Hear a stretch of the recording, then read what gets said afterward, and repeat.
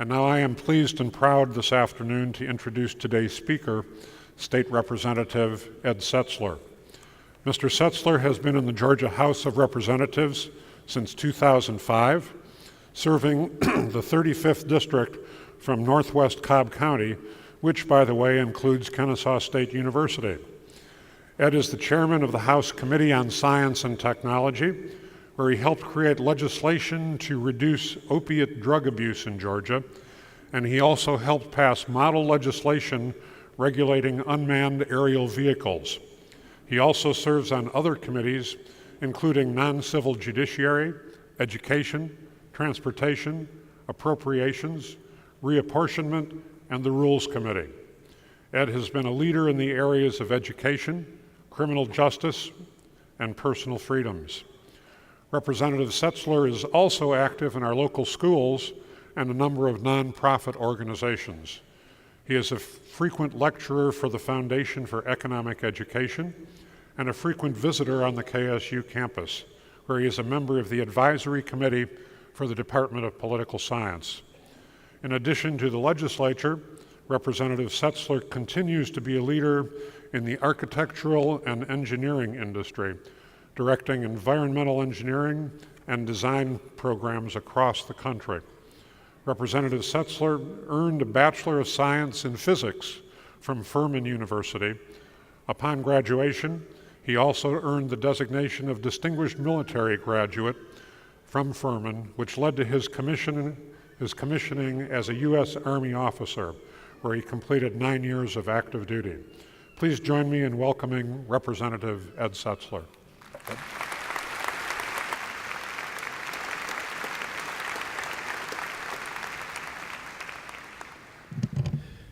Thank you, Dr. Papp. It's an honor to be here today.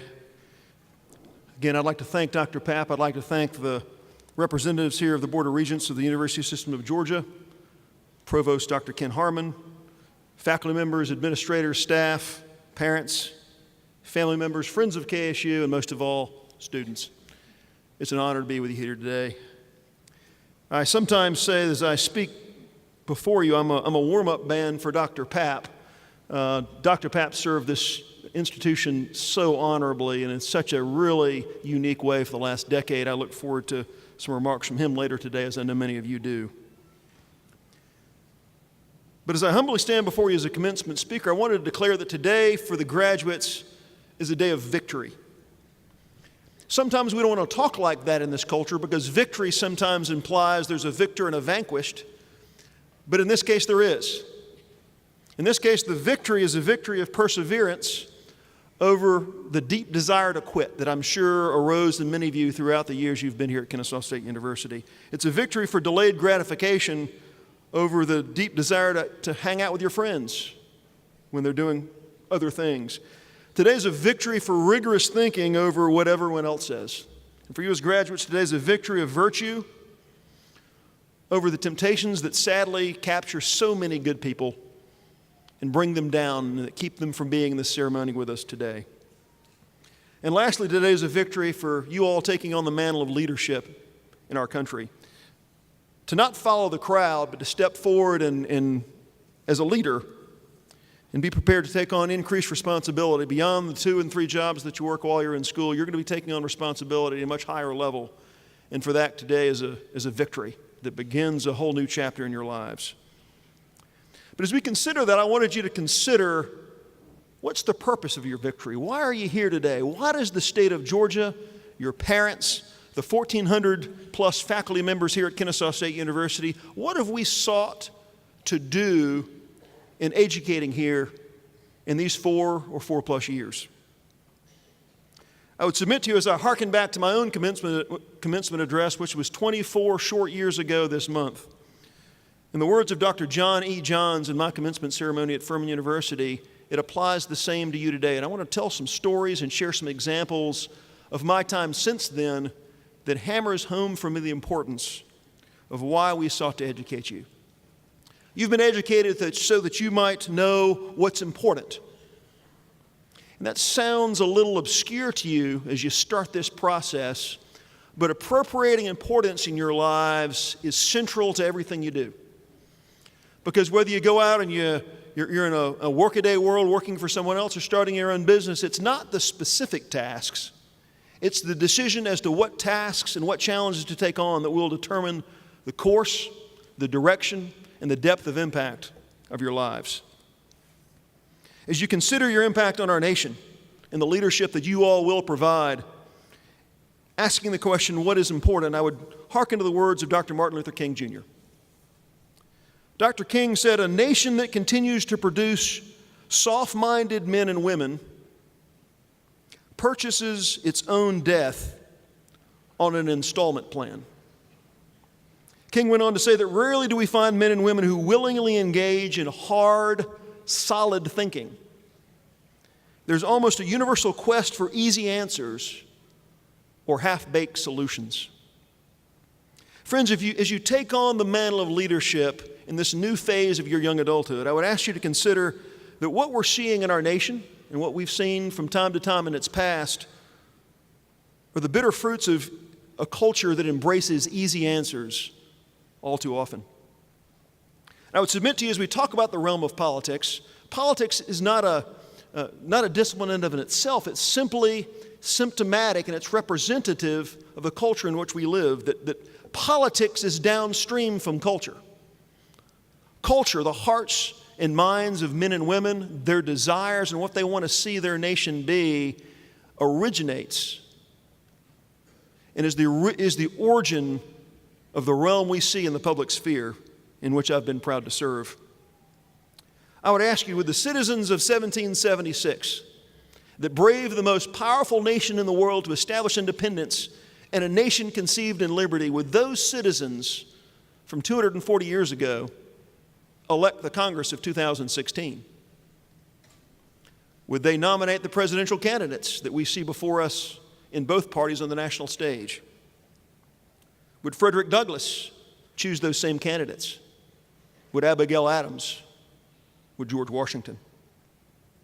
Friends, we've sought to educate you that as you take on the mantle of leadership in our nation, you might know what is truly important, because so much emanates from your set of priorities. Friends, as you step forward as global learners and now players in the global marketplace, I would ask, as you consider your impact on the global community, know what's important. In the words of George Mason in the Virginia Declaration of Rights, which is claimed and lifted up by people across the political spectrum, from conservatives to prominent law professors such as Professor Barack Obama when he was a law professor at the University of Chicago, these words were hearkened to again and again and again as the basis of you having an impact on our global community. That no free government or the blessings of liberty can be preserved to any people, but by a firm adherence to justice, moderation, temperance, frugality, and virtue, and a frequent appeal to first principles. First principles, those foundational ideas, those foundational truths that undergird our culture and undergird what makes our nation great and what undergirds our place in having a positive impact in our world. As I think about this and as I think about what makes us unique, I didn't fully understand it when I sat where you sat 24 years ago. I was about to be commissioned as a second lieutenant in the United States Army, and I thought to be assigned to Germany, which went on to happen, but I didn't recognize all the places that Uncle Sam was going to take me as a young military officer. But as we talk about things which in class sometimes seem so esoteric as unalienable rights, I saw it come to life in a very strange way as a 28-year-old captain in the spring of 1998. I was involved in an operation over in Kuwait. We thought that there might have been a war in those years with Saddam Hussein coming across the border. Fortunately, he came to his senses and decided not to invade Kuwait a second time. But involved in that operation, I was a young logistics officer. And one of my responsibilities was to leave the small little desert base where I lived and go into town and strike a deal with some Kuwaiti Army officers that had a whole fleet of trucks that were going to support our soldiers and the life support of what they were doing out in the desert. And as I went into their offices, I found more than I expected to find. I walked in and I saw a very wealthy nation where a young Kuwaiti captain about my age had a china cabinet in the corner of his office. He had this very decorative carpet and decorations everywhere. It's nothing I'd ever seen in a military officer's office before. And as I sat down, he and the lieutenant next to him clapped their hands, and in walked a young man in a blue polyester jumpsuit. If any of you have heard me talk on campus before, you might have heard this story before. It's one that means quite a lot to me. And as this young man from Bangladesh, who was on a 7-year contract of indentured servitude on a 7-day-a-week work contract in Kuwait, walked in, some words were sort of barked to him. He ran off to get tea for me, the lieutenant, and the captain. And as he came back in again wearing this blue polyester jumpsuit and pink flip-flops, he served the captain, he served the lieutenant, and he came over to serve me my tea, holding a silver platter in his hand. And as I took the tea from this young man, his eyes were face down as he was directed to do in this culture. And I bent down and I made eye contact with him. I looked him right in the eyes, and his eyes lifted and met mine, and I smiled at him and I said, "Thank you." His eyes met.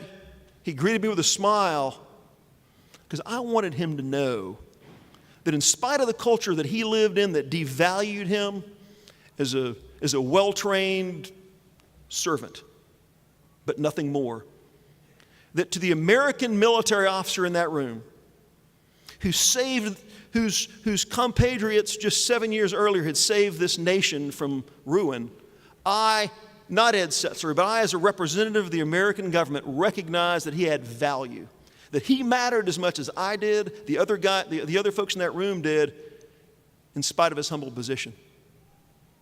After our eyes met, he walked out of the room with his empty tray, and the lieutenant got up and followed him down the hall as I heard him brutalized.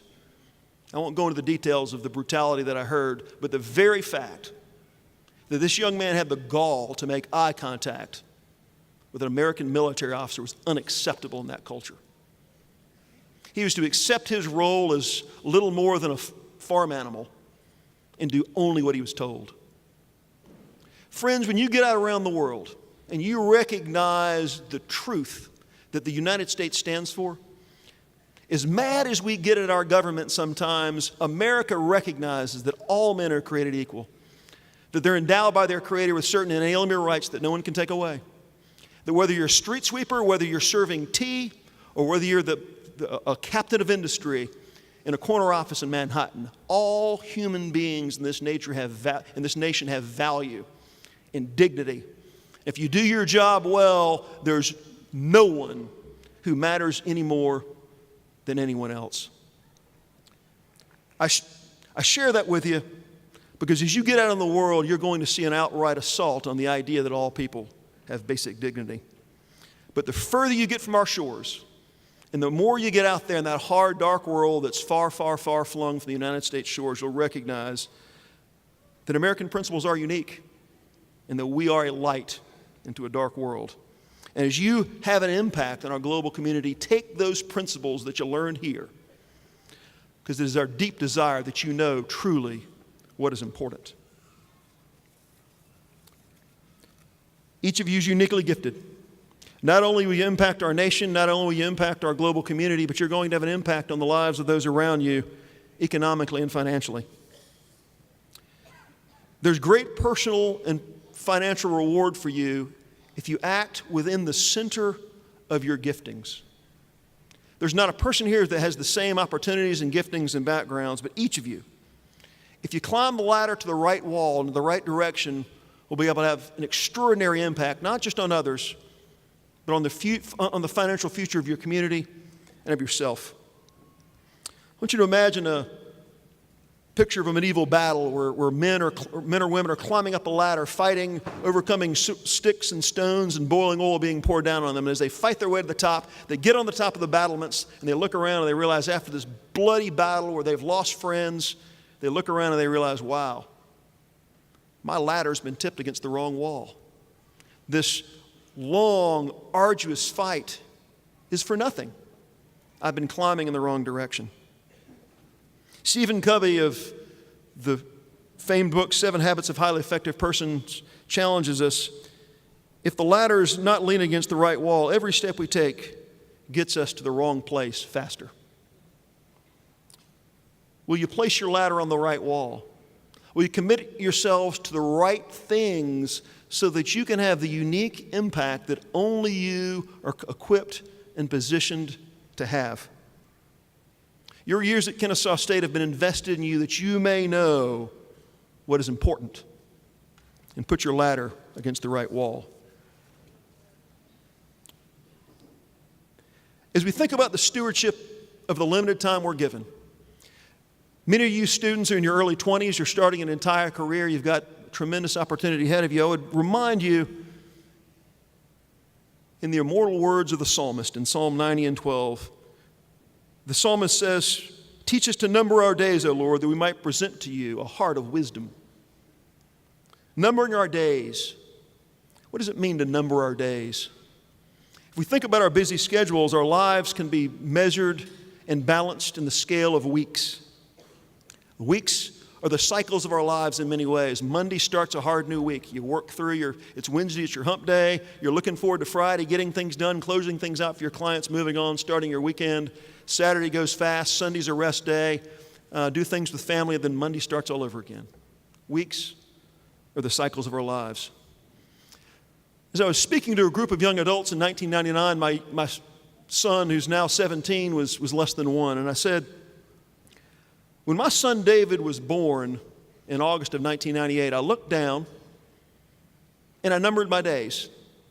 And I recognized that in the cycles of weeks that we live our lives, I had 936 Saturdays with my son before he would turn 18 and largely be out of the house. 936 Saturdays.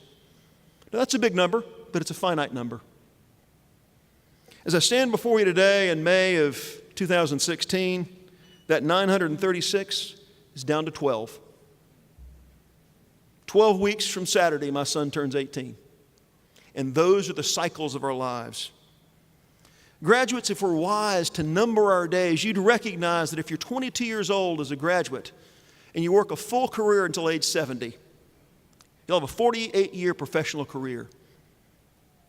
In those 48 years, if you consider there's 50 weeks in a year where you're working, you're not on vacation, you've got 2,400 weeks.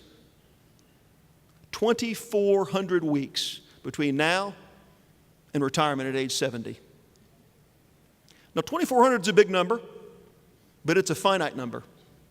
It's a finite number. And if you invest your lives on what matters, how are you going to spend those 2,400 weeks that you have between now and when you retire? If you look at productivity studies, they'll tell you most folks in the professional world get about 5 things done a day, 25 things a week done in a 5-day week. That's 60,000 tasks on your to-do list, which will be the totality of your career.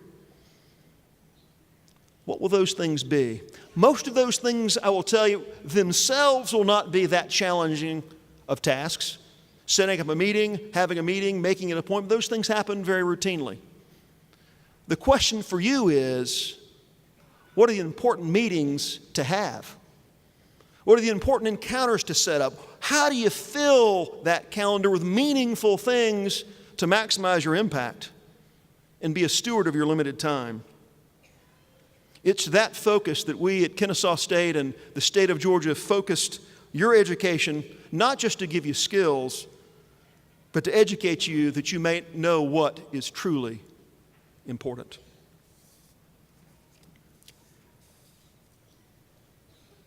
As I close, I'll share with you one more measure of importance as you take the step out in this new challenging future that each of you have before you. It's the challenge of fulfillment. Fulfillment. What will you fully fill yourself with? Will you fill yourself with the best things, or will you settle? Do you trust that doing the right thing will always pay off in the end? Or do you think you need to bend the truth just a little bit to get that first job? Or to move ahead and get that promotion? Do you think that you need to move in with your boyfriend to get the bills paid? Or maybe so that he'll love me? There's challenging questions that make us squirm in our seats that we think about. But are you taking steps towards the best things, are you going to settle? Graduates, wait for the best things. I had a friend who told me a story which has kind of become a joke to me over the years, and I'll close with this tonight. A dear friend of mine, Buddy Conway. He's passed away in the last 10 years. But he grew up in South Georgia, a very athletic, large young man, and he was spending the night at a friend's farm.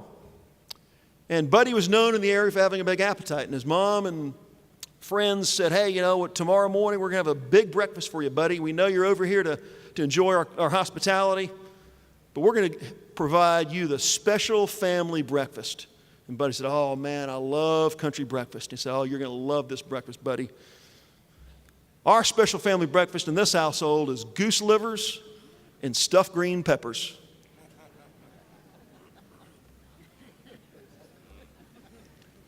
Well, Buddy wasn't sure what he thought about goose livers and stuffed green peppers, needless to say. Well, all night they talked about it. Hey, they're getting ready for tomorrow morning. I know we finished supper early tonight, but tomorrow morning, man, you're going to love this breakfast. Goose livers and stuffed green peppers. Man, my mom fries these things, and they were going through this whole story with Buddy. And every time Buddy heard this, his palms got a little sweaty because he didn't want to put these people off with their hospitality. Well, the next morning, Buddy got up, and as he recounts the story, he said, you know what, I got up, woke up on my own about 7:30, and I thought, you know what, I can solve this problem. I'm going to walk into the kitchen. I'm going to pour myself about 3 or 4 bowls of cereal, whatever they've got in the cabinet, and when Ma comes down to make breakfast, I'll say, hey, don't worry about me, don't make me any, I've already had breakfast, I've had some cornflakes, I'm good to go. So anyway, he gets up, 7 o'clock, runs in there, gets 3 bowls of cereal, fills them to the top, has the bowl sitting prominently in the kitchen so Mom could see that he actually ate cereal and wasn't planning on eating her goose livers. And as the cooking started, they were out in the house, kind of smelling what was coming off the grill, and oh, Buddy, you're going to love this, I know. And Buddy said, wait a minute, I've already had breakfast this morning. I don't need any goose livers. I'm good. I'm just fine. Well, as they walked in there to breakfast and sat down, he saw this big spread of country bacon and grits and biscuits, homemade gravy, eggs, and they had a big laugh. Oh, Buddy, we're not going to make you eat goose livers and stuffed green peppers. That's just our family joke. We've got this country breakfast. We know you love country breakfasts. Well, Buddy had a sick look on his face. As Buddy looked around, he said, you know, I settled for cornflakes. I thought that what life was going to have for me this morning was something bad. People who loved me gave me advice, they were taking care of me, but I thought I knew better. And I filled up on secondhand stuff and didn't leave himself room for the good stuff. Friends, as you think about fulfillment in life, as you chart off on this unprecedented challenge over the next 2,400 weeks, there will be the active years of your life. Are you going to settle for things? Are you going to accept and wait for what's best? I can tell you, the man upstairs wants you to wait for what's best. He has treasures for us if we will walk hand in hand and do what's right every step of the way. We'll tell the truth even when it seems to hurt us. We'll do the right thing when no one's watching. And if we do that, even though we think there might be a punishment for us of eating something nasty we don't really want to taste, there's a big country breakfast waiting for us if we'll do the right thing. Friends, don't fill yourself up on the breakfast cereals of this world. Rather, whatever is true, whatever is noble, whatever is right, whatever is pure, whatever is lovely, whatever is admirable, if anything is excellent or praiseworthy, think about these things. Whatever you have learned today, put them into practice, and the God of peace will be with you all the days of your life. We have sought to educate you that you would know what is truly important. Thank you.